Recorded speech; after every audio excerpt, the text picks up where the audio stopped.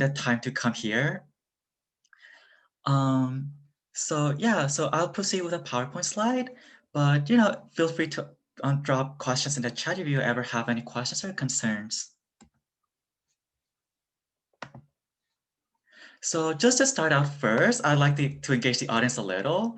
So the question is, which Studio Ghibli character best reflects your mood right now? And please drop in the chat a specific number or combination of numbers.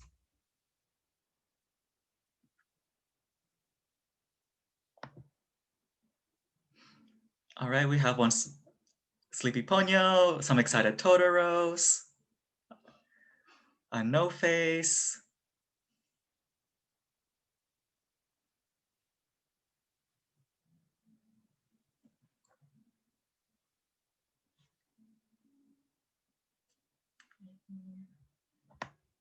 Okay, lots of pensive and sleepy people.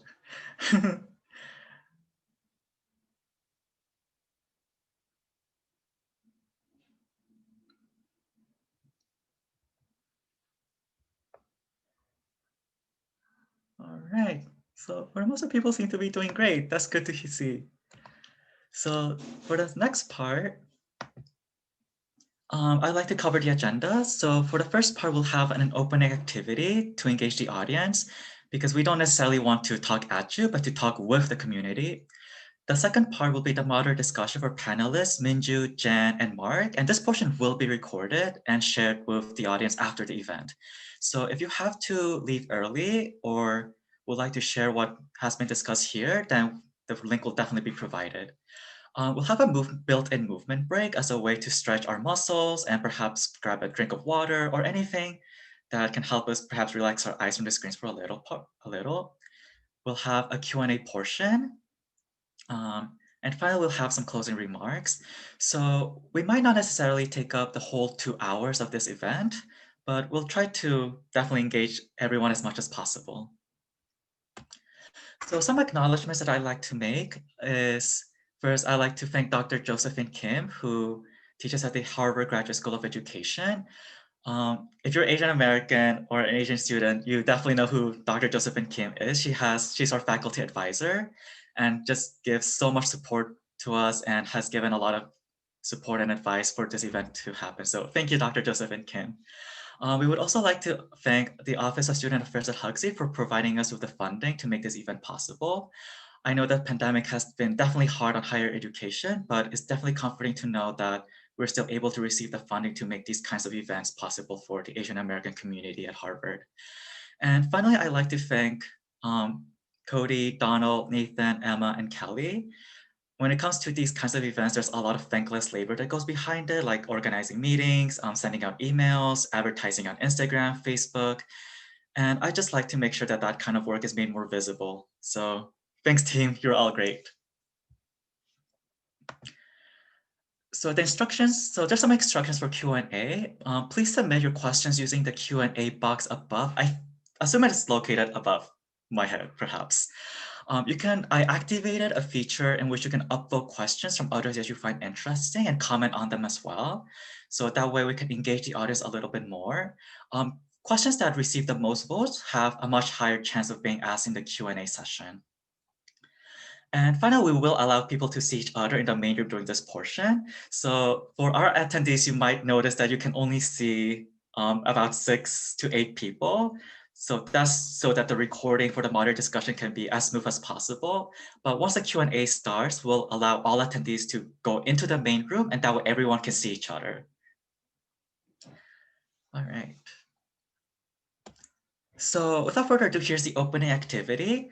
I'd like everyone to go to www.menti.com and use the code 3796713.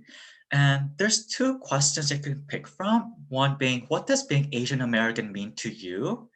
And if you don't necessarily self-identify as Asian American, the second question is, what is something you hope to learn about the Asian American identity?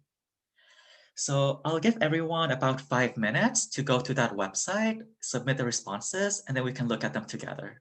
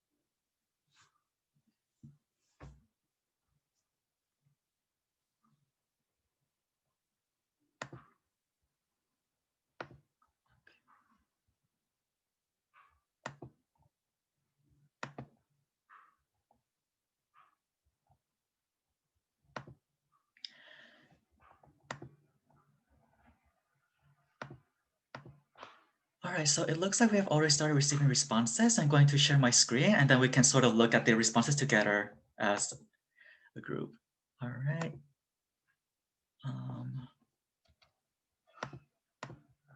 Share screen. All right, so what does being Asian American mean to you? Or what is something you have to learn about the Asian American identity? So we have, it means making the sacrifice of my parents worth it, good at school. We also have coalition. Let's see, customize food.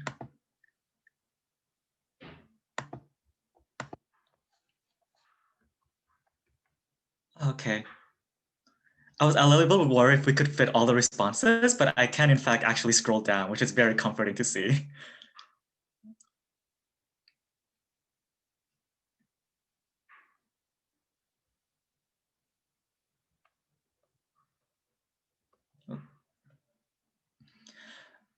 So for people who might be wondering, I do believe I can actually share these responses later on. So if anyone is curious as to what other people responded, I can definitely look into distributing this along the recording after the event.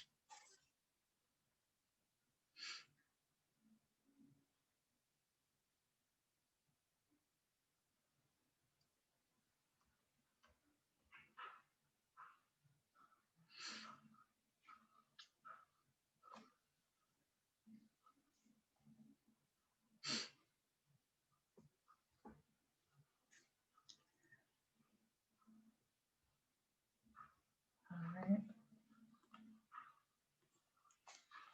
I wonder if there's anything more over here.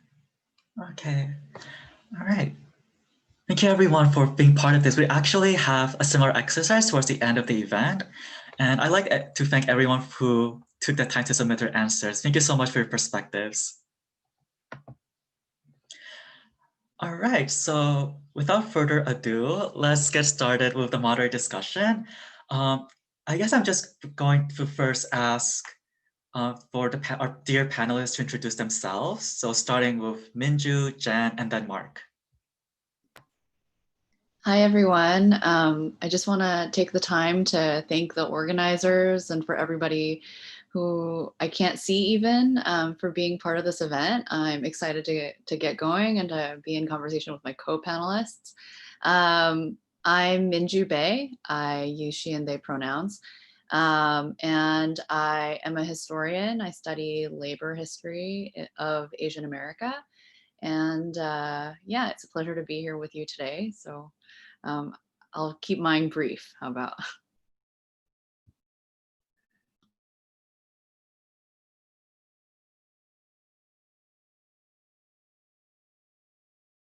Shall I tag the next person? Maybe. Sorry, Minju. I actually thought it was Mark going next because I wasn't paying attention, I guess. I'm sorry. Hi, my name is Jenn. I'm the founder of Reappropriate, which is one of the longest running and oldest blogs focused on Asian American identity and feminism. I've been running that blog for about nearly 20 years now. I started it in college when I was an undergraduate at Cornell University and have been continuing it on now. Currently, it's a space for myself as well as many guest contributors to write about racial justice, gender equity, and other issues that affect Asian American identity and community organizing. Outside of that, I also, in my day job, I'm a research scientist currently at the University of California, Irvine. So I sort of have two different roles in my life where I do this stuff and I also am very interested in biomedical research. And also thank you so much to PACE for having us. I'm so sorry. Thanks. Hi, everyone. My name is Mark Tseng-Putterman. I use he, him pronouns. It's such a pleasure to be here. Thank you so much to the organizers for creating this space and platform, and to everyone who's here. It's lovely to be in conversation and share virtual space. I am currently a PhD student at Brown University in the Department of American Studies. My research focuses on histories of Asian American activism, as well as the geopolitics of US Cold War imperialism, with a focus on media infrastructure and media politics. So I'm excited for the conversation.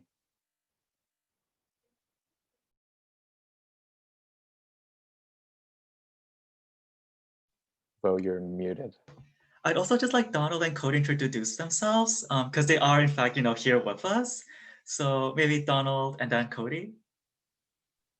Hi, everyone. Thank you so much for joining us tonight. And for the panelists, thank you for taking the time for your day. My name is Donald. I am a master's candidate in the higher education program here at the Ed School, specifically focused on sense of belonging for college students, as well as policy work affecting higher education institutions. Hi, everyone. My name is Cody. I'm also a master's student at HGSE. I'm in the specialized studies program, so I'm interested in looking at ideas of ethnic racial identity and kind of building cultures and communities that sustain cultures and identities. And I also like Vo to introduce himself too, because I don't think he has done that yet. Oh, okay. Well, hi, everyone. My name is Vo. I am an ADM student at the Harvard Graduate School of Education studying education policy. I actually do not identify as Asian American. I was born and raised in Bolivia. So Spanish is actually my first language, but I have come to become just really interested in the history of the Asian diaspora. And I'm just very excited to moderate the discussion. As someone who has constantly visits Reappropriate, has read Mark's articles, and I've actually also recently come to know Minju.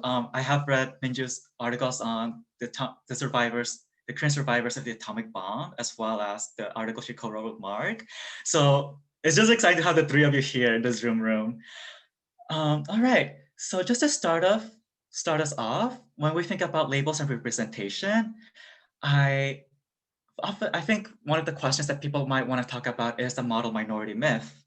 So since its inception in 1966 in a New York Times Magazine article praising the success of Japanese Americans who supposedly were able to pull themselves up by their bootstraps in comparison to other groups, the model minority myth has often been used to depoliticize Asian Americans while framing other racial groups as deficient.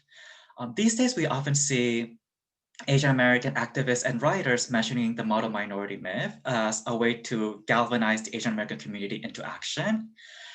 I guess the question is, though, to what extent is the model minority myth framework still relevant in thinking about the positionality of Asian Americans today? Is it really a successful term in terms of galvanizing organization and activism among the Asian American communities?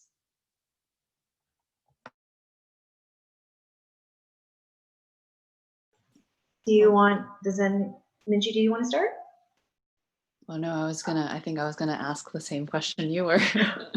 Okay, why don't I jump in and hopefully get us all started. So I thought this was a really fascinating question, and thank you for posing it as the opening one. And I think it's a very weighty question because there's a lot of different ways you can think about it. The 1966 New York Times article, I think, provides sort of a nomenclature for the way that America was just starting to think about its Asian American population, and specifically to frame it through this model minority myth phrasing, even though that earliest article actually doesn't, I think, use the term model minority necessarily. That comes slightly later that year in another article, but it certainly provides the model minority definition and framework that I think has still impacted and influenced the way that America writ large thinks about Asian Americans.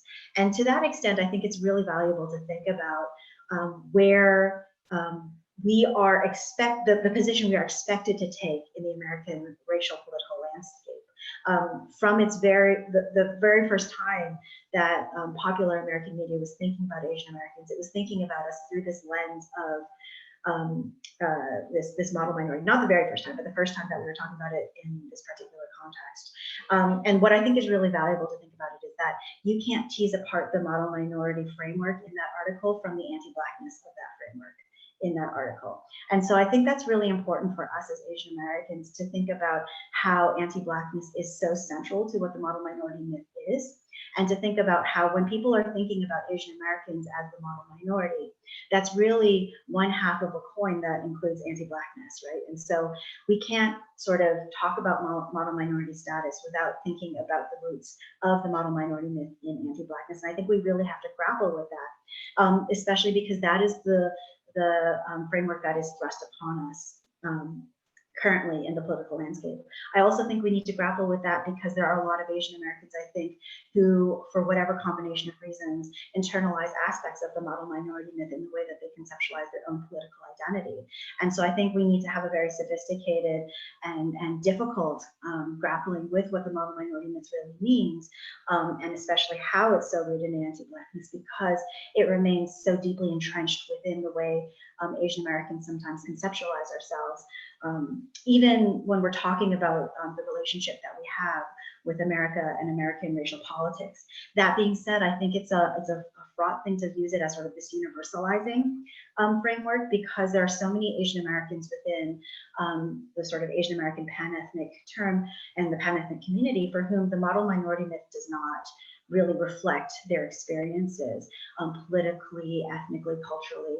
And so it can also, when Asian Americans, even progressive Asian Americans, sort of unilaterally use the model minority myth as our framework, that can also have an erasing and flattening effect, where it fails to accommodate the diversity of the different kinds of Asian Americans who are within our community. And so I think we have to use that framework and understand the historic nature of it and how it is a way that America conceptualizes us, but we have to not sort of universalize it and buy into this flattening effect that it can often have, and instead use it with sort of sophistication and recognize that there are a lot of problems with sort of adopting that as our framework.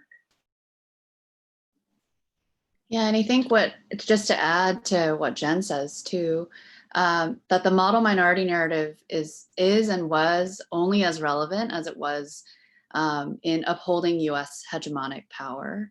And so that relates to here as well as abroad, right? So as much as it's also doing this thing of bifurcating model minorities from not the model minorities, it also emerged, or aspects of it certainly emerged, in a geopolitical moment, right? World War II was ongoing, and then sort of in its aftermath, the US was really trying to undergo like a major PR campaign or a narrative shift about how racially tolerant the US was as it related to other countries or other models of how to govern.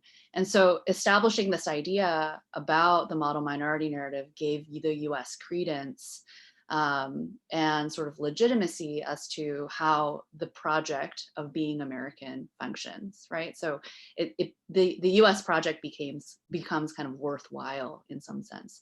So I feel like these are always things that need to be happening concurrently, right? The model minority narrative works in a particular type of way within the US, but it also works to serve US imperialism and legitimizes like kind of the racial liberalism that the US is interested in upholding as well. Yeah, just to chime in, it's a wonderful question, and I agree wholeheartedly with Jenn and Minju's comments. I think I would also, I find it interesting when we do and do not apply the addendum of myth onto the model minority, because in some ways I think that, clearly the model minority has erases whole varieties of experiences and disparities and inequalities that exist within Asian America, based on class, based on immigration status, based on all sorts of socio-political factors. Many in our community do not live the model minority experience, and in that sense, it clearly is a myth. And yet, as others have pointed out, I think we have to reckon with the fact that the model minority is a hegemonic ideology. It's the hegemonic racial script through which Asian Americans are read, and therefore its impacts are very, very real. And I think in some ways there's a risk in the impulse to wholeheartedly reject the model minority as a myth in a way that can risk avoiding a real reckoning with the structural positioning of Asian Americans in the US racial hierarchy, in its endemic anti-Blackness, anti-indigeneity, the project of US imperialism in which Asian Americans are so deeply situated. And I I think there's a framework of resisting the model minority and its mythic aspects, while also reckoning with how those Asian Americans who have accrued social, economic capital and upward mobility in ways that other communities have not, how can we, leverage that power and that privilege and that access in ways that can serve broader movements for racial justice? Yeah, Just so to jump in on what, I'm sorry, I just wanted to jump in on what Mark said and also add that it's also a promise. I think that's another thing that we can think about it as. The model minority myth serves as a way to divide and conquer, basically, because it serves as this temptation that, proximity to whiteness or power within this system is possible. So for Asian Americans, so long as we embrace and reinforce model minority status. And I think that's very tempting. And I think we as a community have to grapple, as Mark said, this isn't just a myth insofar as it doesn't reflect who we are, because I think the very insidiousness of the model minority myth is the fact that it is a sort of, in some ways, it can become a self-fulfilling prophecy. Yeah, I also just want to add, throughout this, I might throw out a few book recommendations just for people who are looking for further reading, and because I'm in academia and this is most of what I do. So I think that Ellen Wu's book, The Color of Success, The Making of the Model Minority, is really a wonderful resource, because I think for me, what that book opened up, sort of along the lines of what Jenn is saying, is that the model minority in many ways is not simply a sort of stereotype that has been shunted onto Asian Americans by the white majority, but it's also, it's been a political strategy through which different Asian American communities have vied for citizenship rights, have vied for political representation. And in that sense, it is also, a historically a mode, and limited mode and imperfect mode, but a mode nonetheless of Asian American sort of political agency. And I think we need to grapple with the ways in which our communities have wielded the model minority in order to claim rights. It's not simply, something that has been forced on us alone, although it certainly is that too. Yeah, all your comments made me think about that one, infamous op-ed by Andrew Yang, in which he commented that Asian Americans should combat xenophobia during the COVID pandemic by proving their Americanness through acts of patriotism. So this idea of gaining humanity through respectability politics is definitely something that is infused through the model minority. And thinking about how the model minority myth is entangled with larger forces like white supremacy, anti-Blackness, I think about Claire Jean Kim's The Racial Triangulation of Asian Americans, a classic piece in the sociology of Asian Americans. And she has a specific quote where she states that if the Black struggle for advancement has historically rested upon appeals to racial equality, the Asian American struggle has at times rested upon appeals to be considered white. So in thinking about the acts of racism that have been experienced by Asian Americans in the past several months due to the pandemic, how can we reconcile the experiences of being minorities with the ways that we can be complicit in upholding white supremacy? I'm thinking about Mark's article on anti-Blackness as metaphor, in which sometimes when Asian Americans speak about racism, sometimes the very different types of racism experienced by different groups of color can be conflated into just one ahistorical experience of racism, when in fact it can actually be quite different. So I'm wondering if Mark, you could try taking a stab at this question. Sure. It's an important question, and thank you for bringing it up. It's also a hard one for me to answer, but I can start to think through it with my fellow panelists. I think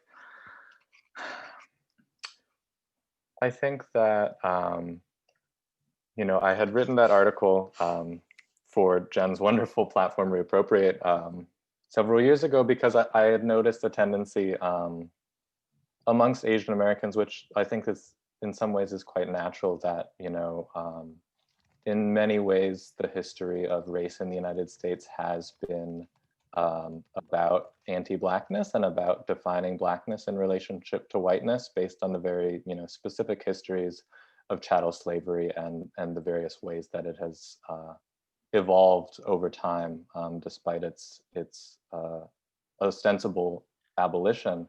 And so I think, given that we're steeped in a discourse of race, in which Blackness and anti-Blackness is so visible and hyper-visible, I think, in some ways it's natural and inevitable that Asian Americans, in trying to find our own kind of language and politics of racial justice and a way to articulate our own experiences, might lean on, the experiences of Black folks in America, and to lean on kind of anti-Blackness as a metaphor. And I think what I was cautioning against is, the ways in which that can obscure very important differences. Clearly the mono-minority script, as we've discussed, is one way that Asian Americans have been racialized in very different ways from Black folks. And I think the risk of reducing the history and contemporary nature of anti-Blackness to, simply a comparison or simply a metaphor is that it sort of exploits or uses Blackness as shorthand in ways that can obscure the ways in which Asian Americans are complicit within the structure of anti-Blackness, and two, I think that we need to work to develop our own language and framework for thinking about anti-Asian racism, for thinking about Asian American experience, and Asian geopolitical experiences of empire and war.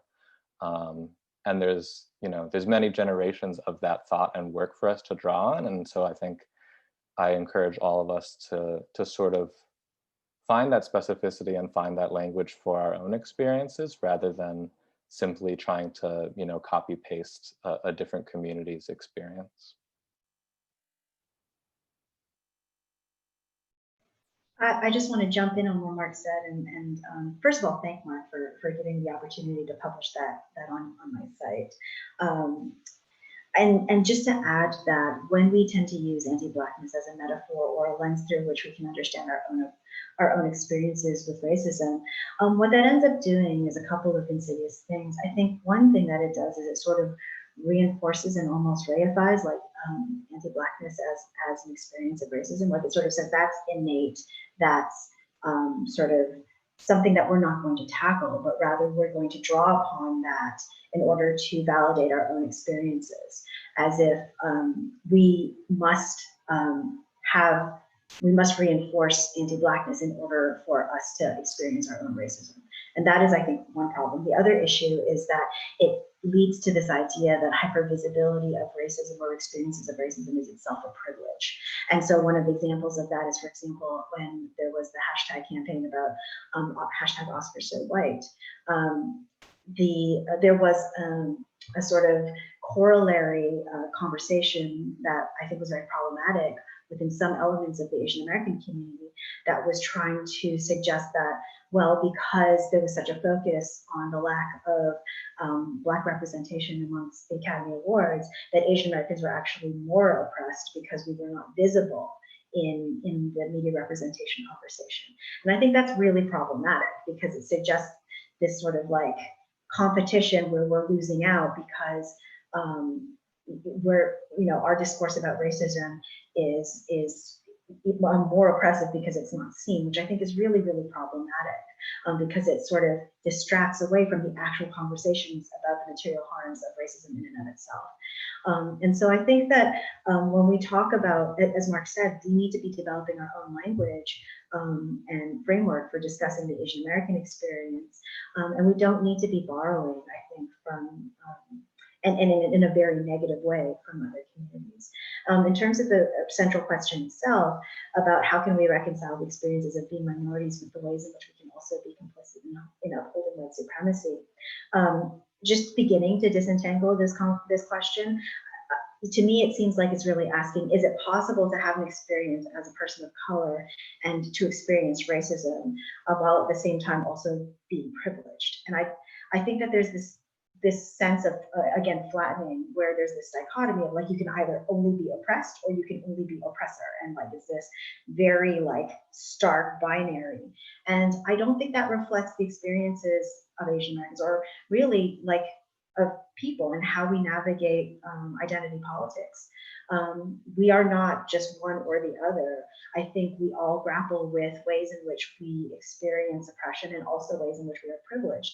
So for example, for myself as an Asian American, East Asian cishet woman, I have to think about the ways that I experience sexism and racism, but I also have to think about the privileges that I experience being cishet, East Asian, relatively well educated, and so access to higher education.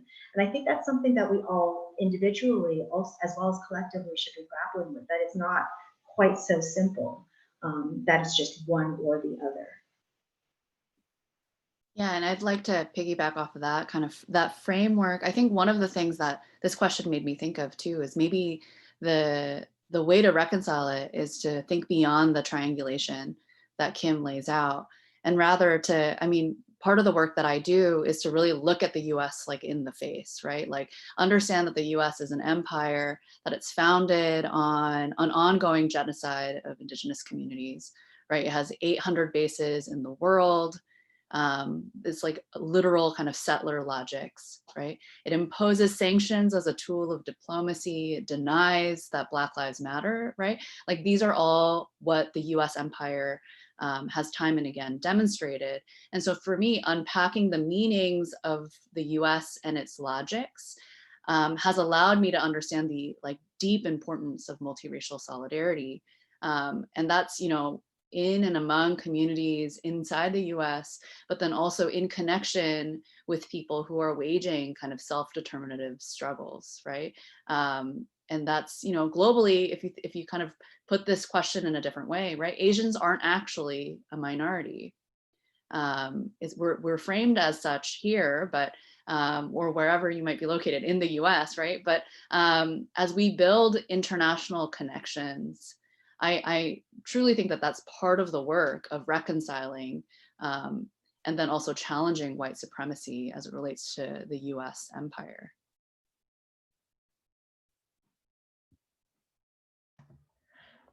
So I think a lot of our attendees might have a lot of questions about coalition building and organizing. So, you know, one question that people might be asking is, you know, challenging the notion that Asian Americans are a political monolith. There have been various headlines on the significant number of Vietnamese Americans who support Trump. So one reason for this is the anti-China stance that Trump holds, which can appeal to Asian Americans with ties to Hong Kong and Taiwan.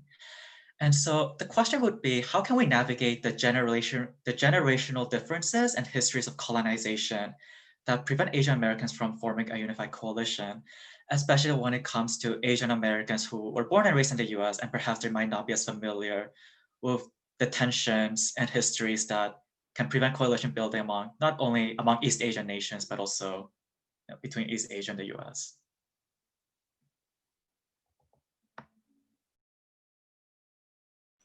I'm just going to jump in on this since I, in part, wrote about this in a recent article that I wrote about for PRISM, tackling the Asian American progressive community and the current election.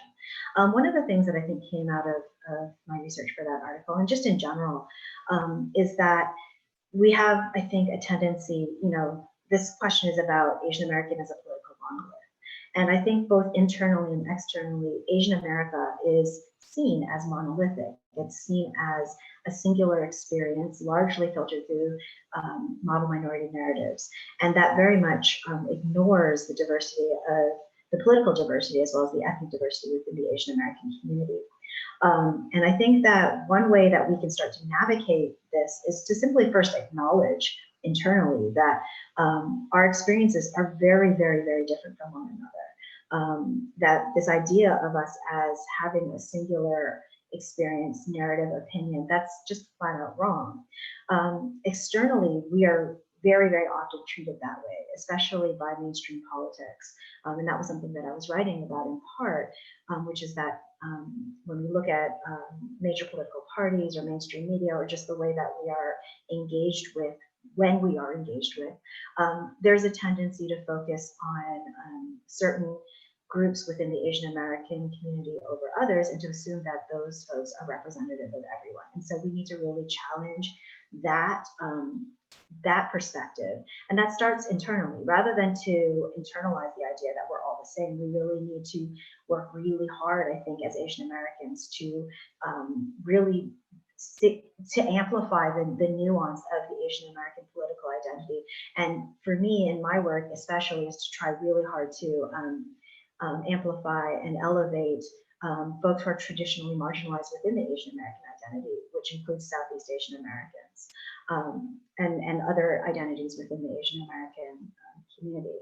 In terms of as progressives, or how do we navigate these generational differences, I think it starts by recognizing that even within that, that's not monolithic, right? So like we also have this tendency where we tend to think like older generation or first generation Asian Americans tend to be more conservative and younger generations tend to be more progressive. And if you look really, really large at survey data, you might start to pick up those trends, but that's only like in the huge population scale. Individually, there's a lot of differences within that. One of the things that was most enlightening to me is trying to engage with what we currently call the WeChat Chinese American community, which I think has been largely assumed to be conservative.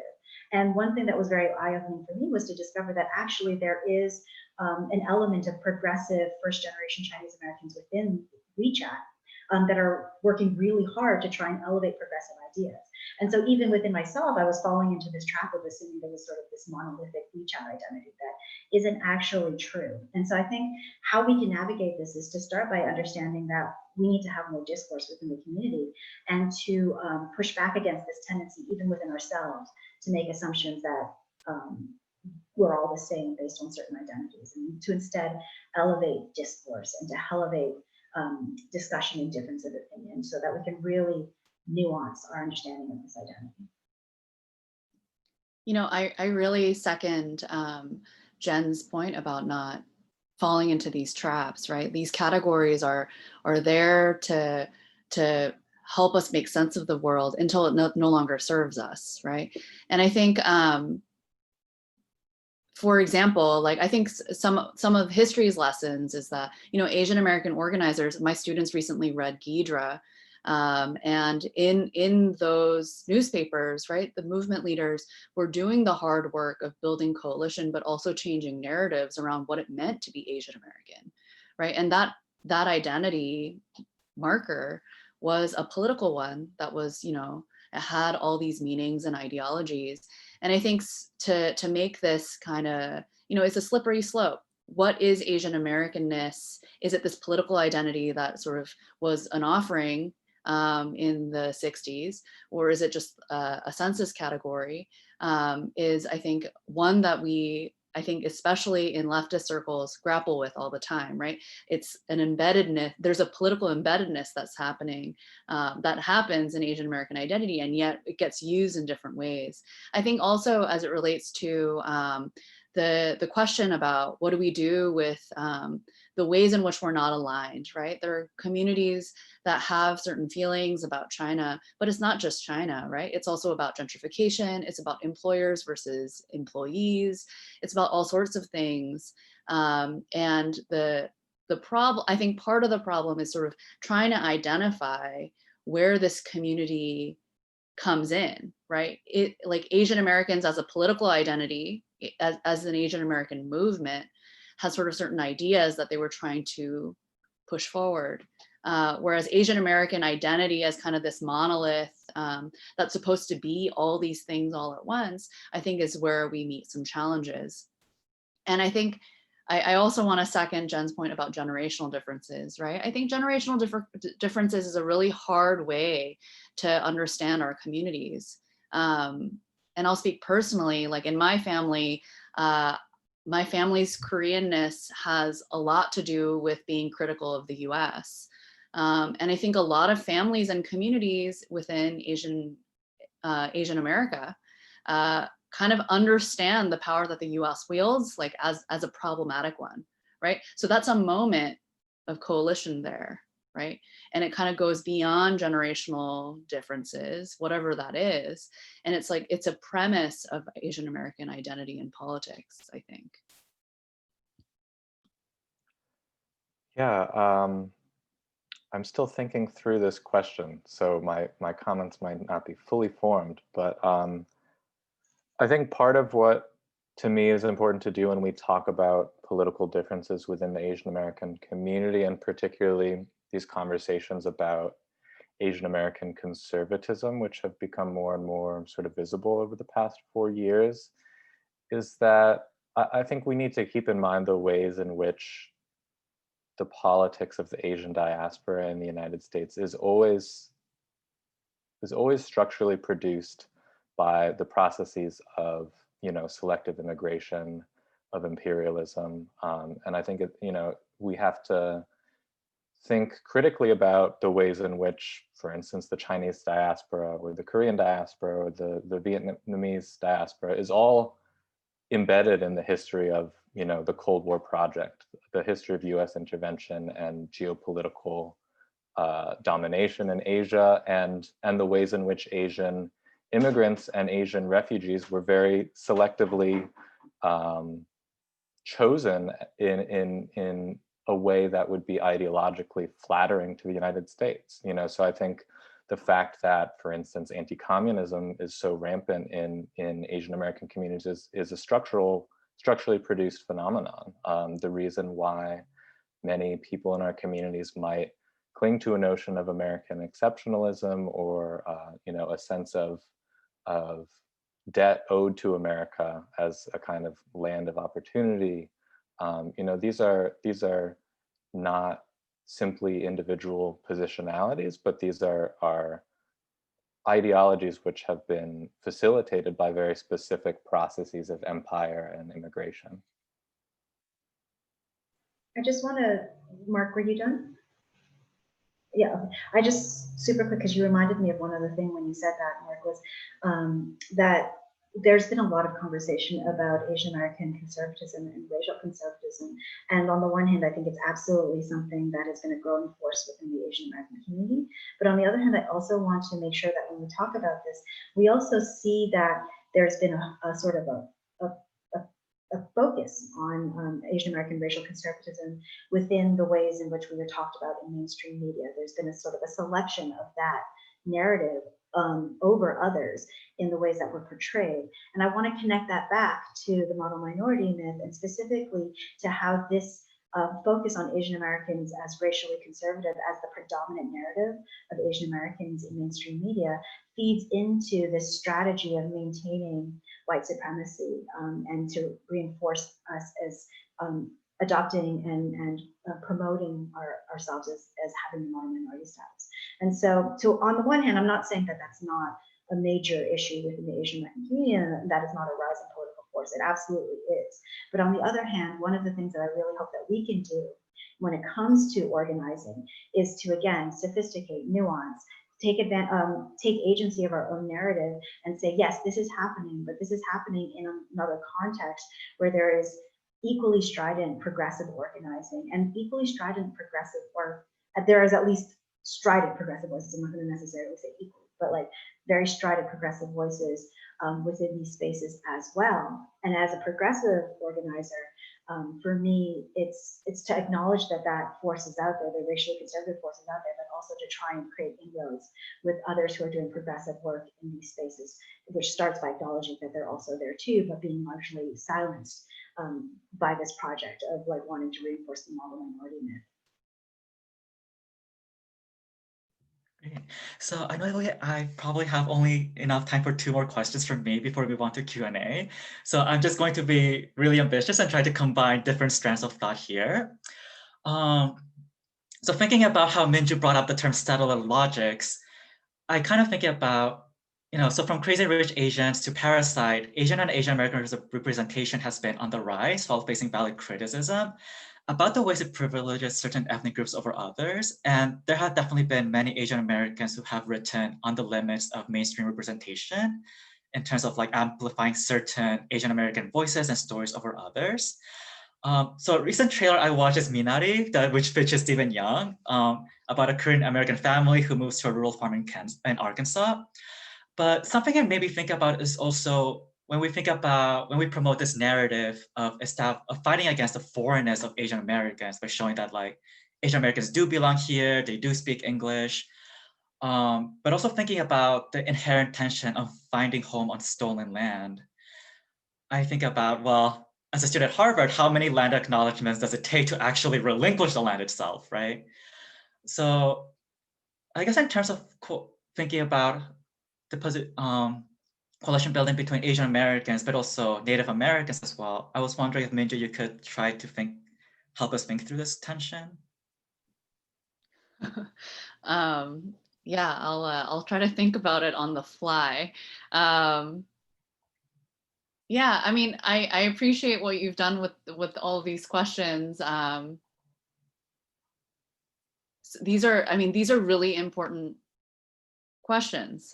We need to certainly be thinking about what we are and what we need and how we build and how we live on stolen land, right? As it relates to, so returning to the question though, so Parasite, I mean, sort of interestingly, isn't an Asian American film at all, right? It's actually a Korean movie, and I've actually been watching Korean movies and TV shows my whole life. So in some ways I have been represented by the screen. And I think that's just what's just really changed is the framework. What's really changed in this framework is that Hollywood has finally kind of recognized that other films exist. And then in this case, the genius of Parasite. But also I want to think about this in relationship to Bo's question, and it's that it's happening in the moment or in the context of the U.S. seeing and occupying Korea in the context of Parasite, right? So it's a partner or a younger sibling in the U.S.'s project, and so it's strengthening U.S. influence kind of abroad here, all these things, right? And so the context of the film then, right, specifically Parasite, emerges. There's like, I mean, the film is really about like inequality in Korea, right? And so in part that's ushered by US occupation, right? And I just want to think about this in relationship to settler logic, right? The way that the US expanded westward or became a state at all, right, is not all that sort of dissimilar from, without being too ahistorical, right? The way that the US occupies, builds bases, trade deals, impacts kind of ongoing wars, militarism, and all these things that prevents self-determination abroad, right? That's, I mean, I've said this in multiple different types of ways, I think tonight. But that's kind of this relationship that I've been trying to kind of get at, is that there is a relationship between settler colonialism and imperialism. And I mean, Vo, like similarly to you, right? I feel seen when I watch a trailer like Minari, right?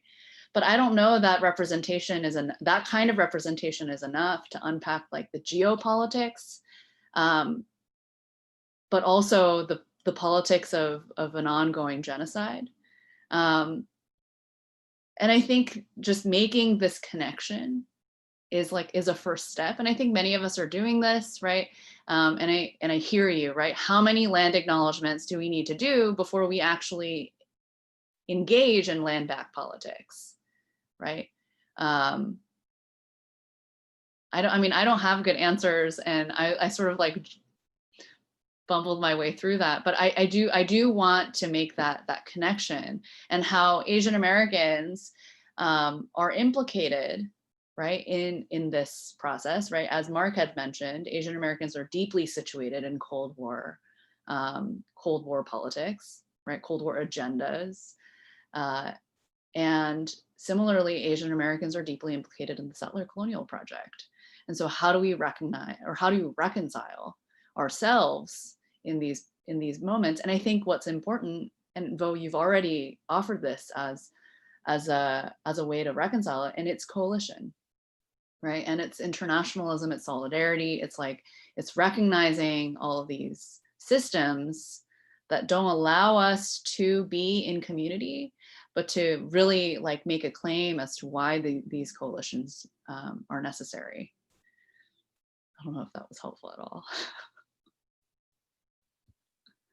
Yeah, I found that very helpful, Minju, in helping me to try to think about this question, because I think it's a super important question. And to me, I wonder what happens to Asian American politics when we shift our language away from, for instance, representation and towards the language of, let's say, self-determination. And I wonder what kind of space that opens up for Asian American solidarities with the struggles of Native peoples and the movements for a return to Native sovereignty and Native nationhood. Because I think in many ways, the language of representation that I see in many Asian American spaces, it ultimately is playing into a logic of assimilation. And I think the logic of multiculturalism, which I would define as a strategy by which white supremacist institutions have maintained their legitimacy by selectively allowing access to individual people of color without making a broader systemic change to, you know, the way these institutions work or the violence that they enact. And so I think that the language of representation can limit our frame to thinking about, you know, how can we be further included into the American project, which, you know, as others have said, is fundamentally a project of settler colonialism, of genocide. And I think that when we start to think about this alternate framework of self-determination and of sovereignty, which I think very much was the language that the Asian American movement was making in the late 1960s and 70s, it opens up a whole nother path for thinking about solidarity and for thinking, as Minju was saying, about the connections between, you know, the conquest of what we now call the United States and the process of imperialism in Asia and other places. And I think drawing those connections is increasingly crucial. And I think it's an internationalist frame which can help us as Asian Americans to avoid the trap of multiculturalism and avoid the trap of, you know, representation and assimilation into dominant institutions is all there is. No, if we broaden our scope to, you know, global struggles against imperialism, white supremacy, colonialism, I think we can conceive of solidarity in a different way. I just want to piggyback off of that. I think you said a lot of what I want to say, Mark. But, you know, as someone who created an alternative media space, I think we sort of lost sight of the goal of doing stuff like that. You know, I think currently a lot of the conversation within the Asian American political community does focus on this like representational politics kind of framework, where I think we've lost sight of the idea of talking about media representation as a means to a larger end of agency over our own narrative, and have instead turned that into the end in and of itself. Like, we just want to have the appearance of being part of this mainstream media project. And that I think sometimes becomes, we fall into this trap of that becoming the goal.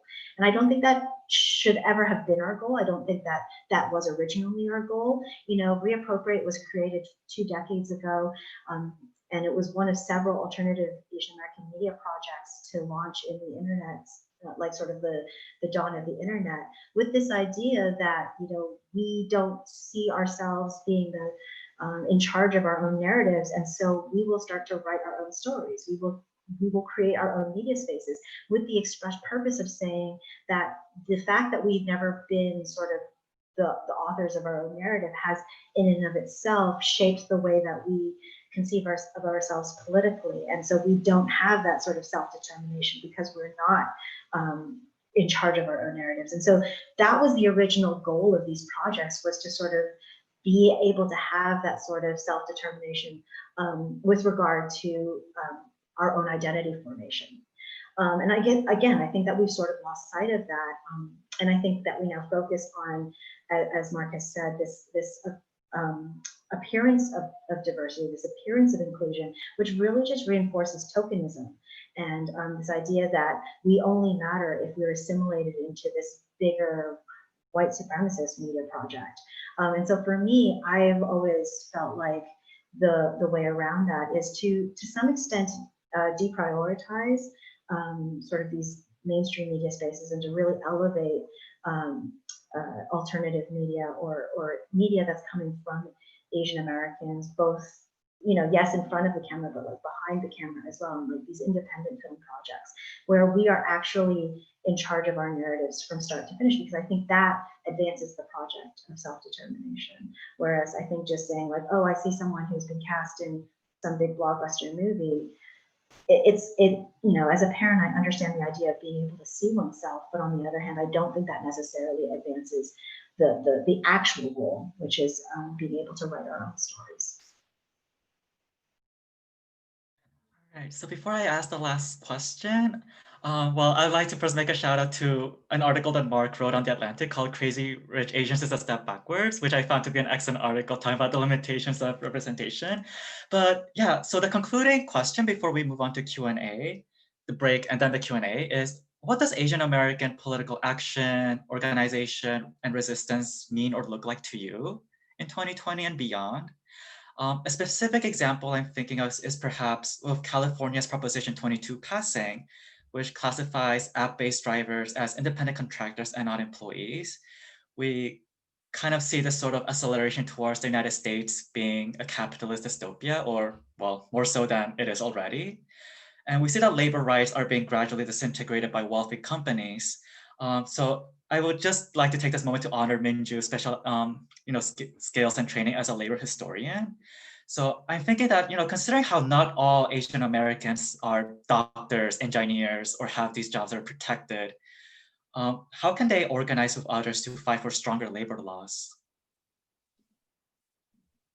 Yeah, oof. This is such a big question and such a big problem, right? Well, I mean, solidarity matters, right? Asian Americans need to be thinking about how to build coalitions and eliminate the oppressions of racial capitalism and imperialism, right? This is part of the work. And I think we need to really think beyond labor laws. Sorry to sort of like subvert the question, but, and of course, I wanna also note, right, many of these legislations are really important for kind of stopgaps around immediate needs, right? Minimum wage laws, overtime pay, childcare services, or like labor protections for folks who aren't necessarily recognized as laborers. In this case here, right, we have contract workers, people who are implicated in the gig economy, domestic and agricultural workers, I don't know, the list goes on and on, informal sector workers generally, right? But I want us to also like trouble how and why labor laws are necessary to create a safety net, right? So in the US, social welfare is offered as, is often employer provided, right? It's not universal. And that's the literal logic of a settler colonial and an anti-Black state, right? To exclude and diminish the needs of the or underemployed, or those who aren't citizens, for example, right? But for us to unsettle the US, right, we need to be thinking about how to tackle a broader system of inequities. And this is, I mean, why are basic human necessities employer provided? Or why won't the US do it as a state? And then I think we can come in, this is sort of how we come in as Asian Americans to be able to build coalitional radical politics, right? And to do, I mean, not to be like cliche, but right, this is the literal, this is what Mao says, right? To serve the people, the sort of the hallmark of the Asian American movement, right? Is that this is, I think this is where we enter. Okihiro had asked us that kind of important question, right? And Gary Okihiro, right? How and when do I enter, right? I think this is how solidarity functions, right, for us. To really question the things that we see as natural, right? Labor laws, for example, right? Why can't they just pass a few labor laws, right? But instead sort of think about it in the context of how the US offers, right? And it's through labor laws as its tool, right? So it's kind of, I mean, it's kind of subverting your question in some ways, but yeah, I mean, the question of work and class is deeply important for how we understand Asian America.